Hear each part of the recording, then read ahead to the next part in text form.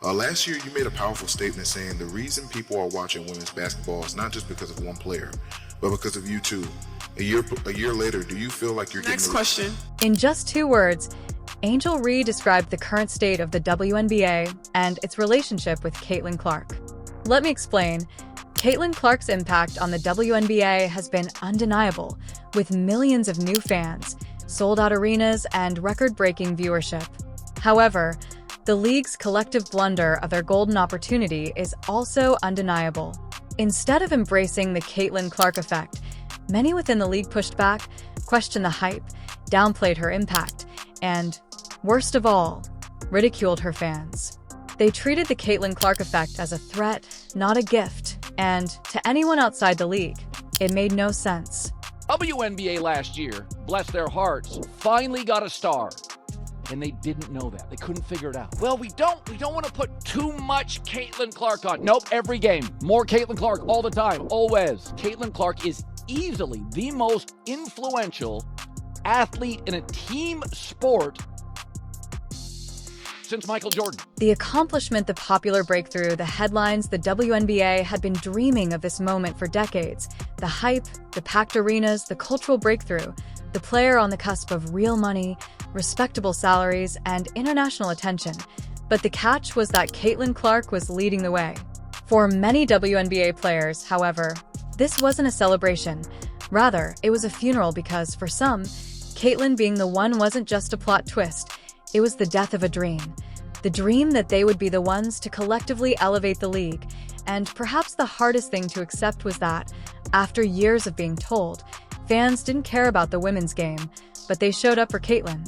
Levels to this thing, and that's just life. We all went through it. Yes, Diana, there have been players and the media going through what seem like stages of grief, denial, anger, and the works. Just wait until you see how everything comes together. It's crazy. In any case, the WNBA has had a terrible reputation, and it has been sad and ugly, but now there has been a shift. A moment that would normally be unremarkable ended up changing everything, and now the WNBA is fully aware of what's coming next, and they are rushing to get on the right side of history. Let's talk about what happened, but first, watch this video if you're ready to see the WNBA cave to Caitlin. Don't forget to subscribe. The reason why we watching women's basketball is not just because of one person, it's because of me too, and I want y'all to realize that. Every Fever game became a must-see event, with fans waiting for hours and scalpers charging playoff prices for regular season tickets. By this point last season, Caitlin Clark was already living rent-free in the minds of half the WNBA. She hadn't even arrived yet. She had tripled viewership and sold out NBA arenas. We say her stats are today, what? 20 points, 8.4 assists, 6 rebounds. That's crazy. But 5 scores. Before Caitlin Clark ever put on a pair of professional sneakers, the excitement surrounding her was generational. She had just broken the NCAA scoring record for both men's and women's, and she had led Iowa to consecutive national championship games that sold out every arena. She touched and dropped logo threes like layups, and when the WNBA draft rolled around, there was no suspense or surprises, just a coronation. She was the clear #1 pick, but more than that, she was the moment the camera flashed, the press coverage, the sponsors lined up, and that's when things got strange because the league had seen great players before Asia. Plum, Wilson, Kelsey, the old guard players, media, and even executives immediately jumped in to downplay the moment. You could see the cracks before she ever hit the court. Breanna Stewart was a legitimate star and an MVP, but none of them came in with this kind of hype, and for some that stung triggered the first stage of grief denial. It wasn't just skepticism, it was outright resistance. What's coming? There's more than just that are coming. What will the league have in store for them when they get there? Look, SVP, reality is coming. The WNBA is a different beast. You don't just waltz in and dominate the women who built this league. The hype would have subsided, the media attention would have shifted, and the old guard would have been vindicated if Caitlin had just come in and flopped even just being average. However, that's not what happened. Every time she played, the ratings soared, national broadcasts showed sellout crowds, jerseys flew off the shelves, and she wasn't just meeting expectations. That's when we saw it stage 2. Last season. Clark, hammer. Three Sky players coming over. Here's Clark for 29 points, gets tripped up. Is good. Kennedy Carter now with 12 points off the bench. Now that it was obvious that Caitlyn's pull would not end despite several jeers and criticisms from the media, the league, whether intentionally or unintentionally, began to push back between the lines as players took liberties. The next stage was damage management. Hard screens, off-ball hits, unnecessary contact. And what did the refs do? Pocketed their whistles. It became a pattern. Let her get hit, let her get frustrated, let her second-guess if she belonged, if the hype wouldn't die naturally. They try to snuff it out physically, and you could see it game after game. It wore on her. She was exhausted, bruised, and mentally drained, but Caitlyn rose above. She didn't cry, she didn't fold. She got stronger literally and came back after. The Olympic break, playing the best basketball of her life, we're talking MVP-level stuff, leading the Fever to wins, breaking the assist record, making first-team All-Star, all of it. And once she proved the hype was real, we entered stage 3 bargaining. This is the stage where people try to make sense of the new reality. They negotiate with themselves, with others, try to explain it all in a way that lets them hold on to what they lost: status, pride, control, because, let's be real, what many players lost was their ego. Caitlyn came and took the league by storm, and suddenly the spotlight wasn't on the veterans anymore, it was on her. So what did they do? They changed the story. It's just the structure of the way media plays out race. So last night we read Time magazine where Caitlin Clark was named Athlete of the Year.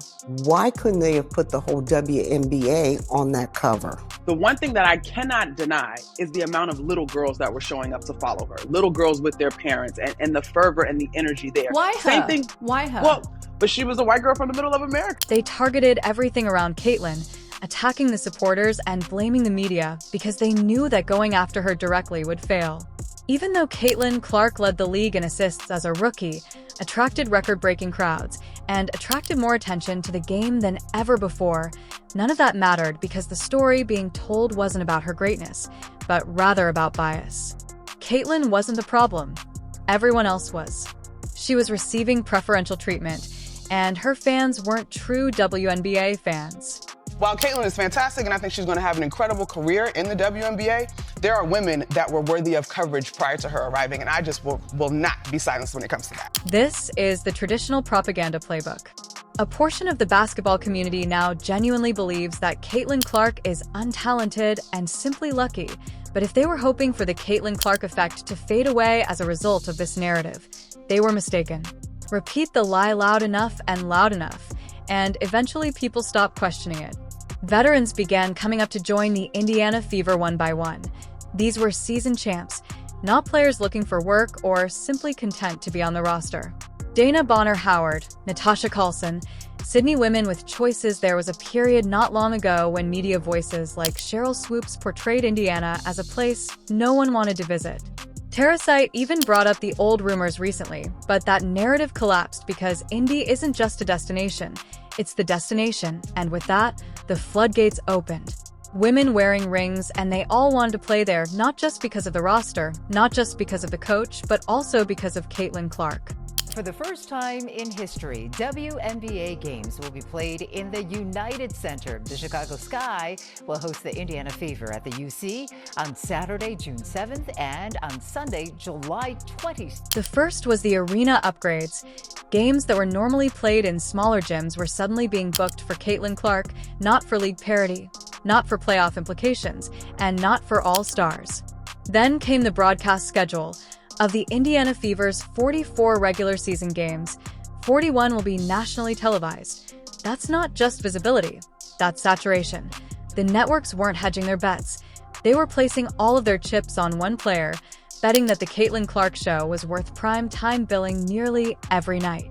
One of the exhibition games sold out a 15,000-seat arena, meaning there were no standings or playoff stakes, just Caitlyn, and fans paid hundreds of dollars to watch her warm up. Average reported ticket price was $650. Now, if you do the math here and you do 15,000 people times $650, that is almost $9.75 million just for a WNBA preseason game. It was then impossible to ignore the Caitlyn Clark effect. For many players, it was next-level math, money, and momentum, not hype or marketing fluff. The players began talking after reality struck in a different way. Their own teams weren't focusing on them.